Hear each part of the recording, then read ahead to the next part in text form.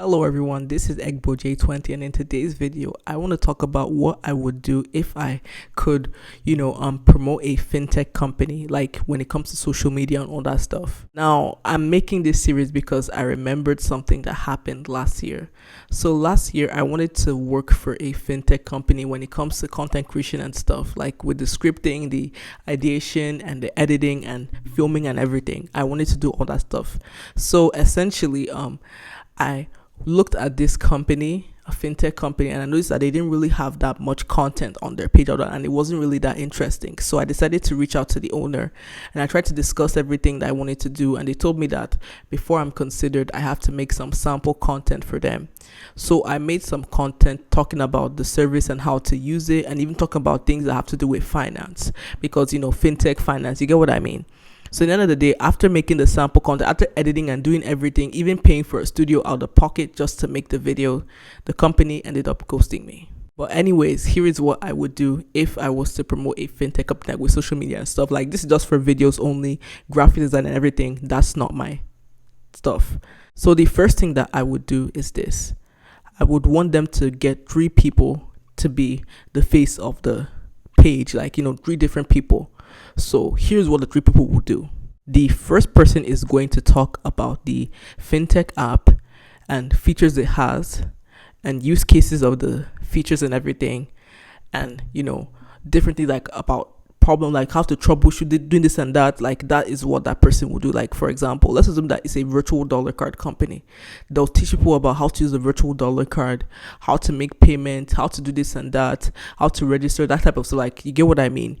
And they'll do all these things practically so that way the user can understand the app and what they're getting into. And then this will be good because when they make that video with the feedback, we can see problems that the app has and things that we can do to add into the app and everything. And you can even use that thing as a way of making more content, because people will still have issues, and then you can make content around these issues and stuff, which will be so helpful and beneficial. Now, the second person that will make content is somebody who is going to talk about finance, like as a whole, like educational financial videos. Like, for example, they'll talk about the origins of banks, the origins of fintechs, the origins of this and that. Like, they'll talk about different things. They'll talk about, like, anything that has to do with finance as a whole in general, and how it relates to the company and everything, or just, even if it doesn't relate to the company itself, but anything finance related. And this will be good because you're teaching people a lot of things, and it will get more people interested in our product. Making this type of content would even help you to get a pattern of what type of stuff works and what doesn't work and what people are interested in. And at the same time, it will also show us, like, the people who have the most demographic and everything, like, from age and everything, so that we could make things that would appeal to them more, if you get what I mean. Now, the final person that will make content will be someone that will make up stories and everything. We'll use fictional people and fictional scenarios that will still link to our product. Like, let me give an example. What will happen is that they can make a story talking about 2 different people. The first person is someone who used to shop with their Naira card, but then at some point, what happened was that their Naira card stopped working. They went to their friend, who is the second person, and they wanted to get their dollar card. They got their dollar card and everything, but in the process, the dollar card goes missing, and they don't know what to do. They don't know how to approach a friend and everything.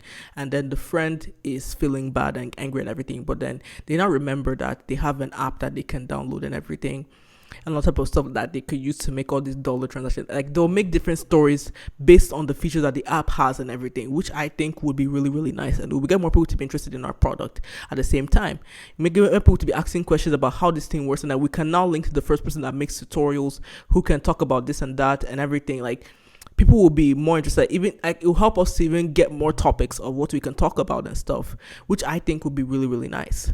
Now, in my opinion, by doing this type of thing, you will get people to be interested in your app like crazy. You'll be one of the most popular apps in Nigeria if you actually execute what I say.